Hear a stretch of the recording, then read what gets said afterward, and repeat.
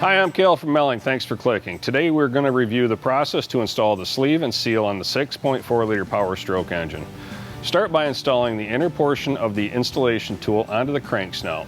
Take the bolts down tight and then just crack them loose so that the tool has very slight movement. This will allow the tool to self-center as the sleeve and seal are installed. Next, we'll put Loctite on the inside of the sleeve, being careful not to get any on the outside of the sleeve or the seal.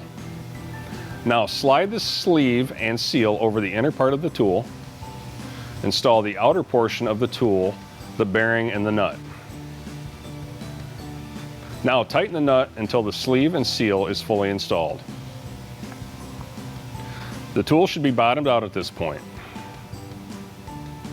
Now we can remove the nut, bearing, and outer portion of the tool, followed by the inner portion of the tool, cleaning off any excess Loctite. At this point, you are ready to reassemble the rest of the engine. I'm Cale from Melling. Thanks for clicking.